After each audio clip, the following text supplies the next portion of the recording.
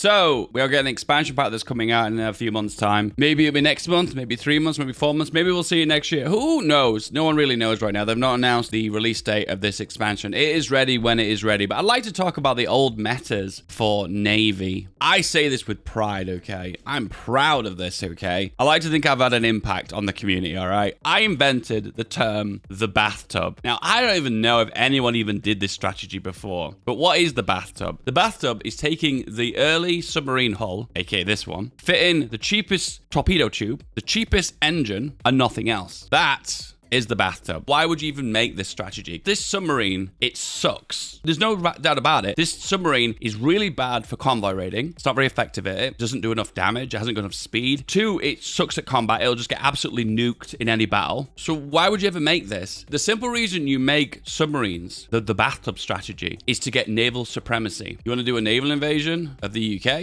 You need to get enough naval supremacy. And how do you get naval supremacy? Well, you make loads and loads and loads of crap submarines. And the more submarines you can make, because you've made them really dirty cheap, means that you can fill out your navy with more naval supremacy. Now, I don't know exactly how naval supremacy is calculated, and I'm not going to pretend I do, but what we found from the bathtub strategy is that the more you've got of them, the more naval supremacy you're going to have within a region. Now, these ships aren't going to fight, they aren't going to convoy raid, they aren't going to escort, they're not actually going to do anything. They're just going to be present in a sea zone, and the impact of that is they'll be able to do their naval invasion. So I'm just going to pump out loads of these. Typically, if you start as Germany, you might be able to pump out like maybe 100 of these, 150 of them. Once again, just for the sole purpose of projecting naval supremacy. So there we go, we've got 150 bathtubs. Wow, so many bathtubs. So we merge up the entire fleet, because at the end of the day, you want to put as many ships as you can into one big death stack. All you're trying to do is project naval supremacy, and that's what you need to do a naval invasion. So in this case, Mr. Rommel here would like to do a naval invasion from here into the UK. Do the good old-fashioned sea lion. But unfortunately, he's unable to do that naval invasion. And the reason why he has 0% naval supremacy. We can grab our navy. Strike Force is a good example. There's a little bit of a meta here, but we'll just keep it simple for the time being. Is we'll use Strike Force to project in these 2 regions. So it has to be these 2 regions, because look, this is where the naval invasion is happening. Through here, the Eastern North Sea and the North Sea. Now, if we go back to Rommel, you can see there's no tooltip anymore. Basically saying we have full naval supremacy in this region, so the naval invasion can commence if we were at war with the UK. Declare war, and off he goes. He starts his naval invasion. It's not a fair test, because when you declare war on the UK, the AI has to move its ships into position to project its naval supremacy. So basically, you need to have more than 50% naval supremacy within a region. And if they're putting their ships within that region, you're going to get less overall naval supremacy, so therefore you're less likely to be able to do the naval invasion. In this one instance, we're able to do the naval invasion because they didn't have time to put up their ships, so we instantly got over 50% naval supremacy, aka starting the naval invasion. So in this time, we'll do it differently. Instead of starting the naval invasion immediately, we'll declare war.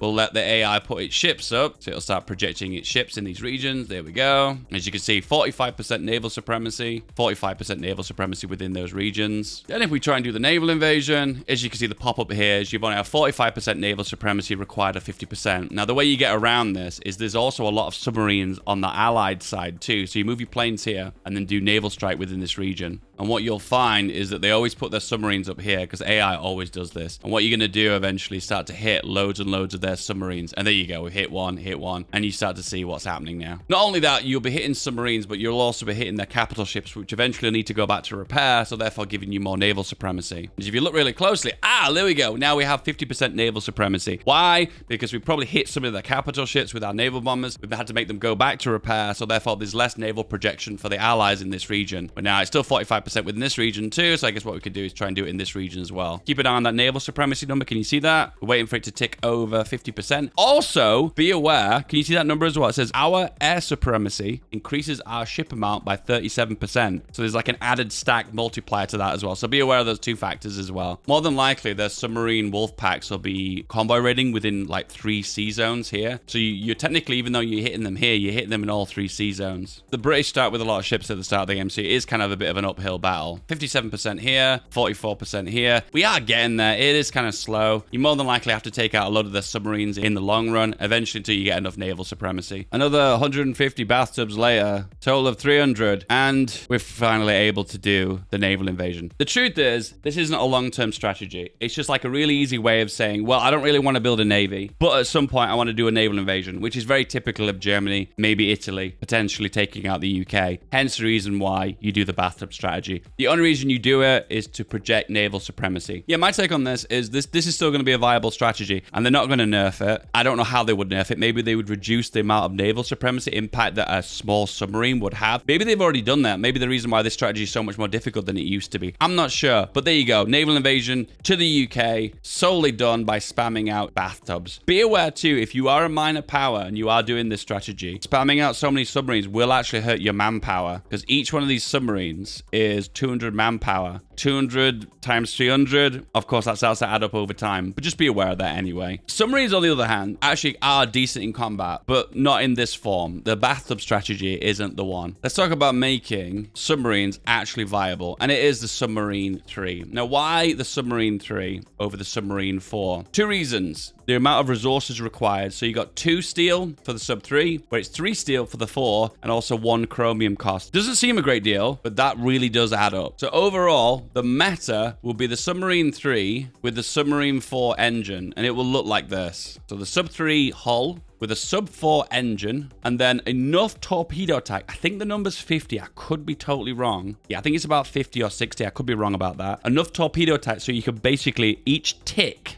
of a convoy raid can take out a submarine in one hit. Otherwise, if it's below 50 damage, it'll take multiple ticks to take out one convoy. So this will do it way more efficiently. Ideally, you want probably about 30 of these in one wolf pack, and then you want to assign it on to someone who's a sea wolf to gain the additional extra attack. And then you go Silent Hunter, Torpedo Expert, and Loading Drill Master for the extra attack speed, as well as hit chance. You'll need to initially assign a convoy raiding zone, and then you'll need to press D to split them so you get 100% convoy raiding efficiency. And then you'll notice now, when they intercept convoys, they're going to hit it at really quick speed, and it should die in 1 tick. No, that was 2 ticks. Okay, so I've not calculated that correctly. So it looks like it has to be 60 attack by looks of things. Another one here. Oh, it did sink it in 1 tick that time. Maybe one of the torpedoes missed. So because these submarines have got like quite a lot of HP, they've got decent speed due to the fact they've got a big fat engine. In most cases, they can run away in time. We lost 1 there. Will we lose another one? Another one, yeah. What you'd pair this with is with trade interdiction maxed out all the way down the right-hand side. So you would go for this. There's a few spicy things in here. Less detection is always good, because therefore it's less likely to be hit. More raiding efficiency, meaning you can cover larger areas. Less likely to be revealed when you fire torpedoes, less likely to be hit. More base attack. Oh, this might push me over the amount of attack that I need to hit convoys in 1 hit. And then also there's some other stuff like extra HP too. 20% extra HP for submarines, meaning they can take more damage before they sink. That's insanely strong. Ideally, you want to be hitting in locations where the British Navy can't reach. So I would recommend something like this. So what you're doing is you're basically encircling the UK so they can't get convoys in or out, and then send them back out. 100% convoy raiding efficiency, and then you get like a full encirclement. Usually there's a lot of action that happens in the Iberian coast. There are certain areas you want to avoid, like the Bay of Biscay, English Channel. North Sea is also pretty deadly. Western approaches can sometimes be okay, but you want to be in deep ocean regions, so therefore less likely to submarines get detected. We've spotted a convoy here,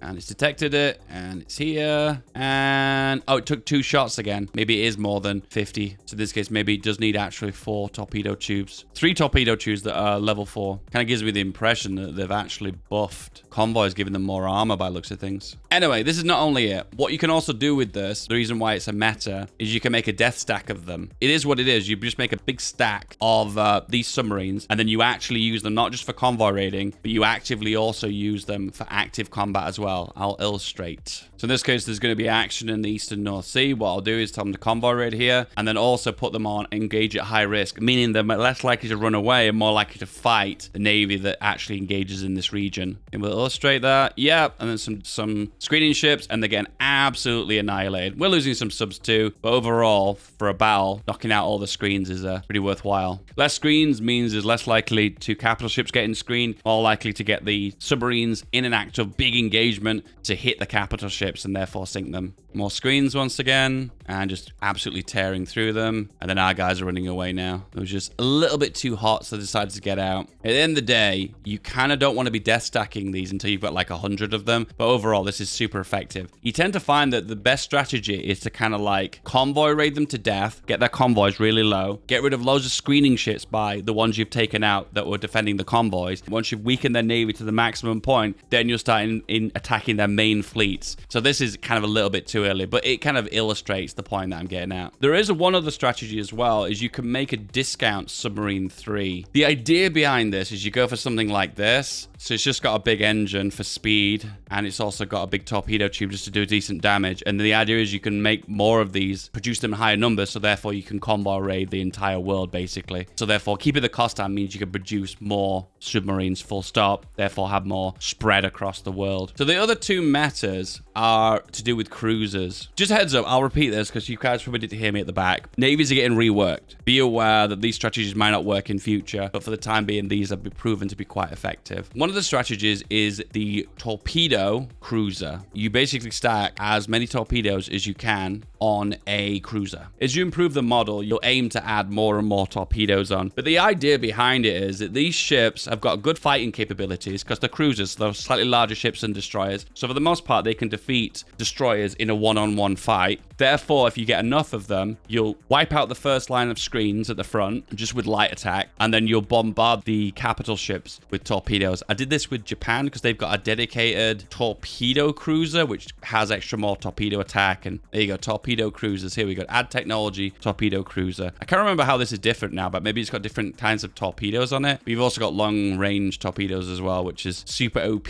for Japan. Works exactly the same way. You tend to convoy raid with them, and they use the light attack to shoot at other convoys, and then eventually start to fight the screens, take out the capital ships. What you'll find is there'll be a tipping point. If you're wiping out the screening ships really quickly, you'll get to the capital ships immediately, and therefore start to wipe out the entire fleet. However, if you can't take out the screens quick enough, you'll find that these cruisers will get overcome with the heavy attack from the capital ships, and then the screens will hold their ground, so eventually wiping out your fleet. But when it comes down to the list of metas, it's probably one of the less effective metas. But if you're playing as Japan and you're stacking all the torpedo attacks, in all fairness, it probably would be pretty effective. One other meta that I've found really effective is also another cruiser meta, and it is called the light stack cruiser. What you do with it is you stack as much light attack as possible on a light cruiser. So you want to avoid medium batteries because this will consider this now to be a heavy cruiser, and you want it to be a light cruiser. One of the other bonuses of this method is too is you can also go for the dual purpose secondary batteries too, so you've got extra light attack as well as anti-air capabilities. Light cruiser battery, one anti-air, fire control for the extra damage. You don't need to bother about sonar. Decent engine to run away if need to. Secondary battery is a no. I think you do go for cruiser armor because you end up getting really close and personal, and then loads of light batteries. The truth is the amount of light attack that this ship has is quite low, so you'll need to stack it with lots of passive upgrades as well. So you'll need to go for stuff like these ones, small caliber armor shells, this passive bonus as well. Fire control methods too. The final one gives you extra light attack for cruisers. I think this one does as well. No, it's just heavy cruisers. What you tend to find is light attack fires a lot quicker than heavy attack. So what happens is you get up close, you wipe out the first line of screening ships by bombarding them with light attack, and then when you get to the capital ships after you broke the first line down,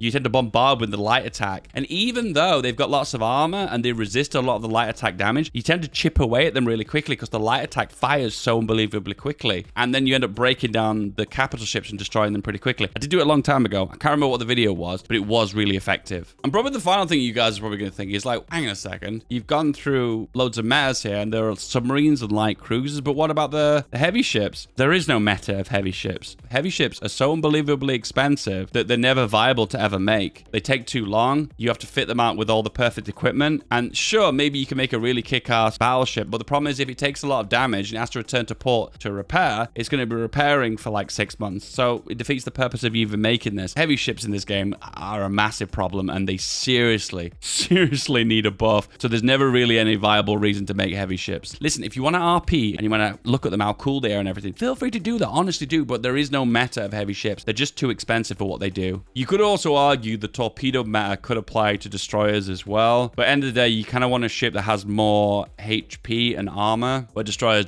can't have armor. So it's not really worth it because you end up losing them. It's not going to be worth it. So I suppose if you wanted to, you could do light tack destroyers if you wanted to as well. If it's light cruiser, you can also just slap on one depth charge as well. Because in that one instance, you come up against some submarines and it's causing you problems. Just a few submarines would be quite useful because then it has some kind of multi-purpose role to it as well. Those are the matters of naval warfare. If you've enjoyed this, don't forget to like and subscribe. I'll see you next time. Peace. Hey, you made it to the end. Now, this is the video you want.